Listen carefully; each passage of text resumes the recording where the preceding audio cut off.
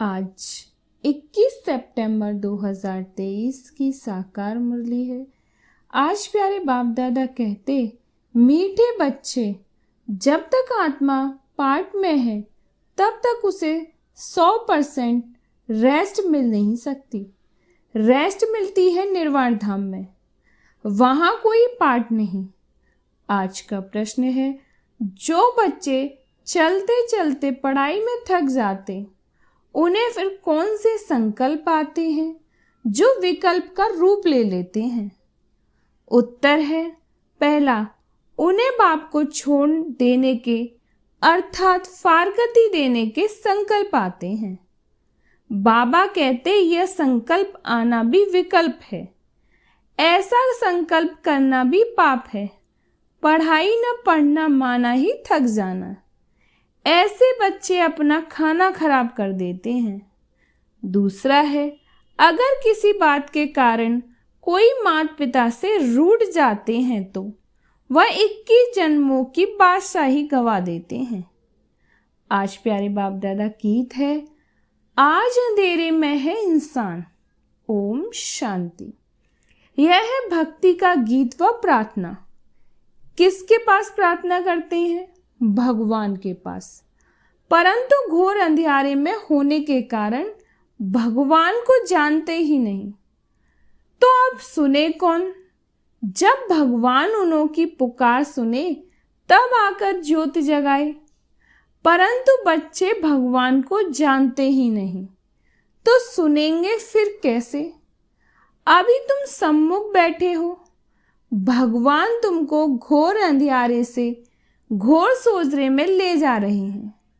गाते भी हैं ब्रह्मा की रात और ब्रह्मा का दिन। रात में दर दर भटकते भी बहुत हैं। पहाड़ों पर टिकाड़े मंदिरों मस्जिदों में जाते हैं, परंतु भगवान मिलेगा कहाँ? भगवान का जन्म भी भारत में मनाते हैं। शिवरात्रि कहते हैं ना, बरोबर उनकी यादगार प्रतिमाएं भी भारत में हैं, परंतु समझते नहीं कि वह कब आते हैं। बिल्कुल घोर अंधियारे में हैं। अभी तुम घोर अंधियारे में नहीं हो। तुम नंबरवार पुरुषार्थ अनुसार सोजरे में आते जाते हो। तुम बच्चे जानते हो ये सारी सृष्टि की रचना कौन और कैसे करते हैं। तुम यहाँ आए हो ईश्वरी विद्यालय में, जहाँ ईश्वर पढ़ाते हैं, मनुष्य से देवता बनाते हैं।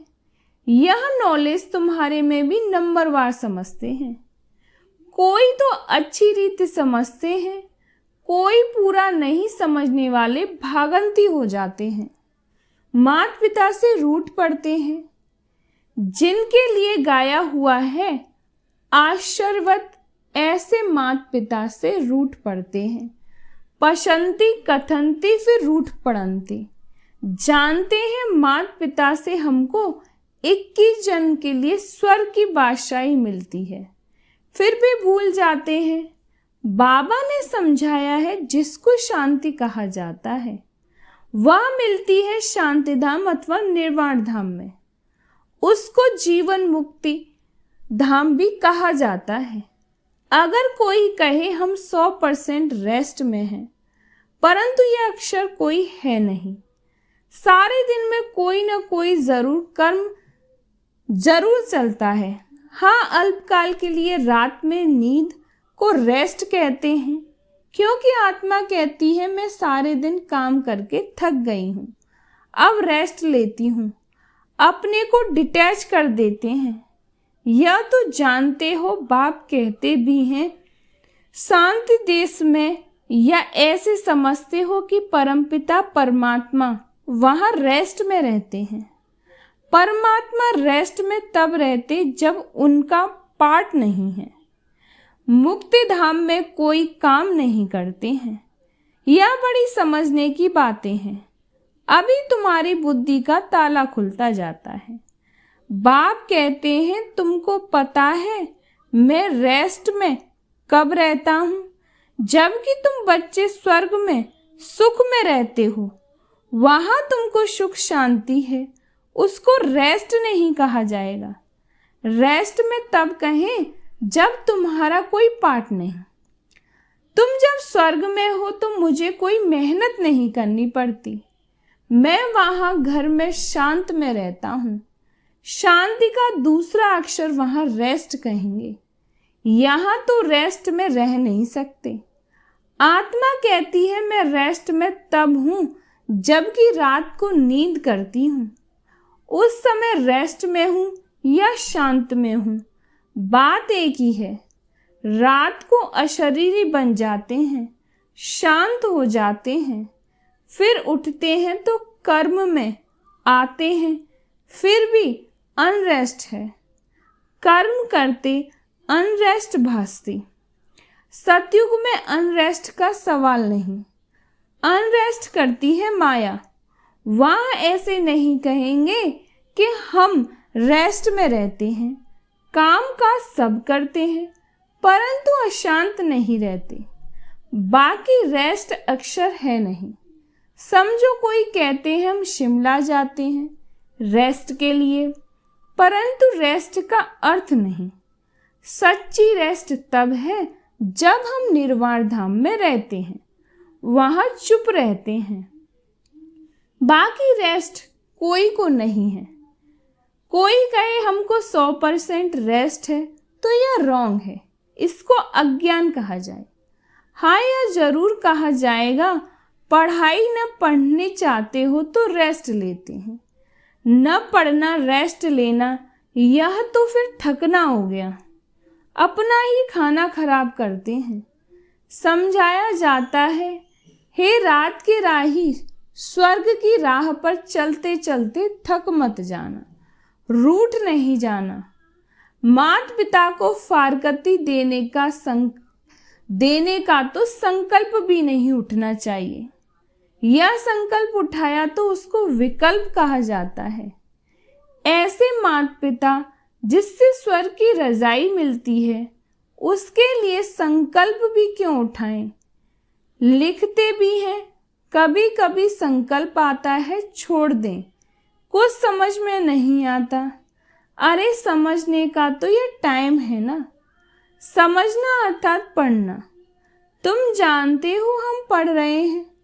परमपिता परमात्मा तो ज्ञान सागर है, उच्चते उच्च है, उनको कोई भी जानते नहीं। भल ब्रह्मा विष्णु शंकर अथवा लक्ष्मी नारायण को जानते हैं, परंतु भारतवासियों को यह पता नहीं कि लक्ष्मी नारायण ने राज्य कब लिया और किसने दिया। माया ने बिल्कुल ही घोर अंधियारे में डाल दिया है। बाप आकर समझाते हैं, रचता बाप मनुष्य सृष्टि की रचना कैसे करते हैं, यह तो कोई भी नहीं जानते। बाप ही बैठ समझाते हैं। प्रजापिता ब्रह्मा को क्रिएटर नहीं कहेंगे, भल प्रजापिता कहा जाता है, परंतु वह रचता नहीं। मनुष्य कहते हैं हमको अल्लाह ने पैदा किया। निराकार फादर को ही रचता कहेंगे। रचता बाप को जरूर मनुष्य ही जानेंगे, जानवर तो नहीं जानेंगे। जानवर तो मुख से नहीं कहेगा कि हमको परमात्मा ने रचा है। मनुष्य कहेंगे हमको भगवान ने रचा है। तो बाप बैठ समझाते हैं, तुम देखो यह रचना कैसे रची। पहले पहले रचना होती है मुखवंशावली की। बच्चे को बड़ा होकर फिर बाप बनना है। यह बेहद का बाप कहते हैं, देखो मैं भी कैसे रचना रचता हूँ। इनमें प्रवेश कर इनको मुख द्वारा कहता हूँ, हे आत्मा तुम मेरी हो, मैं तुम्हारा बाप हूँ। फिर इनके द्वारा तुम बच्चों को रचता हूँ। तुम हो मुखवंशावली। अज्ञान काल में भी कहते हैं ना, जैसे हैं तैसे हैं मेरे हैं। बाप भी ऐसे कहते हैं। तुम ब्रह्मा के बच्चे बन जाते हो तो अभी तुम हो मुखवंशावली, फिर तुम कुखवंशावली भी बनेंगे। बाप कहते हैं तुम मेरे हो, फिर तुम दैवी घराने में जाएंगे। बाप यह ईश्वरी रचना कैसे रचते हैं, यह कोई भी समझ नहीं सकते। बाप समझाते हैं, यह ब्रह्मा भी कहते हैं मैं भी मुख वंशावली बनता हूँ। बाप के साथ माँ जरूर चाहिए। तुम कहते हो हम प्रजापिता ब्रह्मा के मुख वंशावली हैं। शिव बाबा ने हमको अपना बनाया है, उनको शरीर तो चाहिए ना। शिव बाबा को तो शरीर नहीं है, शरीर का लोन लेते हैं, फिर कहते हैं तुम मेरे हो। इसको कहा जाता है मुख वंशावली। शिव बाबा इस मुख से इस वन्नी स्त्री द्वारा कहते हैं कि तुम मेरे बच्चे हो। बाप ही समझाते हैं और कोई शास्त्रों आदि में यह बातें हैं नहीं। तुम अभी सुनते हो, फिर प्राय लोप हो जाएगा। इस समय है घोर अंधियारा। बाप आकर रोशनी करते हैं, तब तो ब्रह्मा की रात ब्रह्मा का दिन गाया हुआ है। कुछ तो है ना, गाया हुआ है। झूठ तो झूठ, सच को रति नहीं। परंतु बाप कहते हैं प्राय कुछ न कुछ रहता है, प्रलय नहीं हो जाती। थोड़े रहेंगे फिर झाड़ वृद्धि को पाता है। मनुष्यों ने फिर महाप्रलय दिखाई है, परंतु महाप्रलय कभी होती नहीं। ऐसे नहीं होता जो सागर में बच्चा पीपल के पत्ते पर आए। यह सब गपोड़े हैं। बाप ने समझाया है, तुम जब गर्भ महल से आते हो तो वहां आनंद में रहते हो, वहां दुख पाप कर्म होता नहीं। वह है ही पुण्यात्माओं की दुनिया, यह है पाप की दुनिया। यहाँ सब कुछ त्याग कर तुम सदा पुण्यात्मा बनते हो। तुम इतना पुण्य करते हो जो आधा कल तुमको कोई पापात्मा नहीं कहेंगे। तुम अविनाशी पुण्यात्मा बनते हो, यहाँ फिर आधा कल पापात्मा कहेंगे। घड़ी घड़ी दान पुण्य करते रहते हैं। भारत को कंप्लीट धर्मात्मा कहा जाता है। भारत में दान पुण्य करते हैं। तुम जानते हो यह दुनिया हम छोड़ने वाले हैं, फिर आना नहीं है। इस दुनिया की सामग्री तुम ट्रांसफर करते हो नई दुनिया के लिए। मनुष्य ईश्वर अर्पणम करते हैं, अर्थात ट्रांसफर करते हैं दूसरे जन्म के लिए। यहाँ तुम ट्रांसफर करते हो 21 जन्मों के लिए, तो बहुत चाहिए ना। तुमसे सारी किच्चड़ पट्टी लेकर नया देते हैं, पुराना लेकर सोने का देते हैं। तुम सच्चाई से बाप को देते हो, बाप भी तुमको सब कुछ देते हैं। तुम्हारा पार्ट जो चलता है यह ड्रामा में था। सबने घर मार छोड़ा, नहीं तो गौशाला कैसे बने। मनुष्य तो नहीं जानते भट्टी कैसे बनती है, वह तो दिखाते हैं बिल्ली के पंगूरे आदि थे। यह सब ज्ञान तुम बच्चों को अभी है, फिर वहां यह ज्ञान नहीं रहेगा। हम ऐसे 21 जन्म राज्य करेंगे फिर गिरेंगे, वहां यह ज्ञान नहीं रहता। त्रिकालदर्शी पने का पार्ट तुम्हारे में अभी रहता है। मुख्य हीरो हीरोइन का पार्ट तुम्हारा ही है, और कोई का पार्ट नहीं। असुर से देवता, फिर देवता से असुर तुम भारतवासी ही बनते हो। बाकी तो है बीच के बाई प्लॉट्स। नाटक में बीच में फिर हंसी कुंडी का खेल भी करते हैं ना। आधा कल्प बाद देवी देवता धर्म प्राय लोप हो जाता है। तुम्हारी बुद्धि में ये सारा चक्र फिरता रहता है, तब तो तुम समझाते हो ना परम पिता परमात्मा भी परमात्मा है, परम धाम में रहने वाला है। बाप कहते हैं मेरे में सारा ज्ञान है। मैं मनुष्य सृष्टि का बीज रूप चैतन्य हूँ। वह तो जड़ बीज होते हैं, शिव तो चैतन्य है, उनकी प्रतिमा पूजी जाती है। आजकल गवर्नमेंट झाड़ू के सैपलिंग लगती है। यह है चैतन्य बीज, मनुष्य सृष्टि रूपी झाड़ का बीज कहते हैं। मुझे सारे झाड़ की नॉलेज है, तो जब कोई कहते हैं 100% रेस्ट में है, तो समझाना चाहिए कि 100% रेस्ट में तो कभी मिलती नहीं। हाँ, ऐसे कहेंगे स्वर्ग में 100% पवित्रता सुख शांति रहती है। नाम ही है स्वर्ग। बाप को कहते हैं सत श्री अकाल, सच बोलने वाला। उनको कोई काल नहीं खाता, उनको कहा जाता है कालों का काल। बाप कहते हैं ये छीछी दुनिया है, इस भंबोर को आग जरूर लगनी है। तुम बच्चे जानते हो यह महाभारत लड़ाई महाकल्याणकारी है। मनुष्य यज्ञ करते हैं कि शांति हो जाए, गोया समझते हैं स्वर्ग के गेट्स न खुले। तुम तो ताली बजाते हो भंबोर को आग लगे, तो हम नई दुनिया बैकुंठ में जाएं। यह विनाश ज्वाला इस रुद्र ज्ञान यज्ञ से प्रज्वलित हुई है। जो बाप के बनेंगे वही स्वर्ग के मालिक बनेंगे। बाकी सबको हिसाब किताब चुकतू कर वापस जाना है। तुम जानते हो वापस मुक्ति धाम में जाकर फिर अपना पाठ रिपीट करना है। सतयुग में यह इतने सब देवी देवता कहाँ से आए? मनुष्य से देवता किए करत न लागी वार। तुमको कौड़ी से हीरे जैसा पतित से पावन बनाते हैं।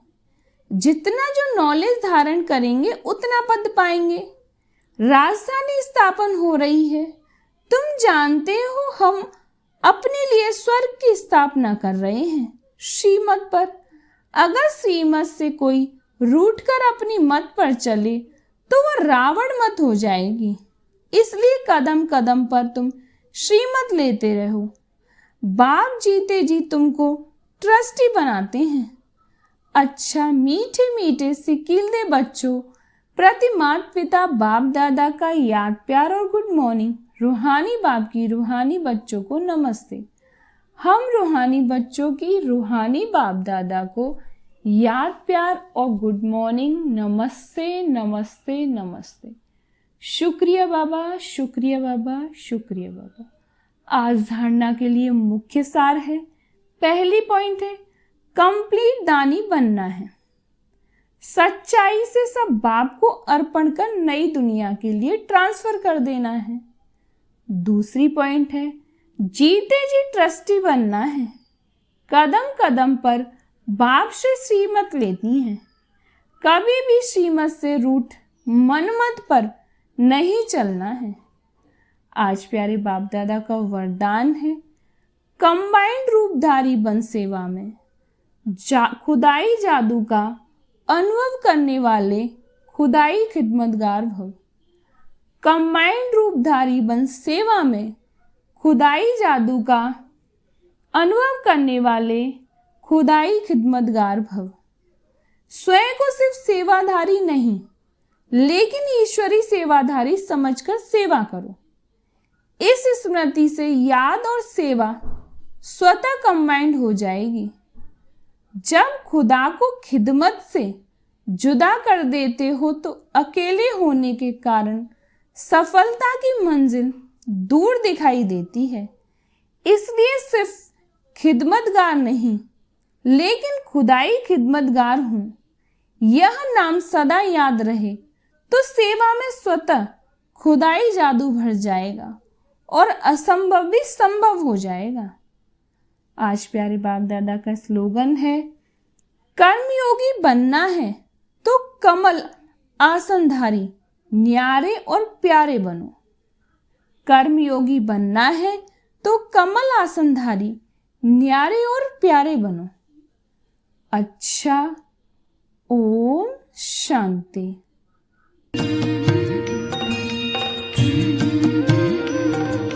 बाबा तेरी मीठी मुरली की धुन सुन कर के मन हर्षाए।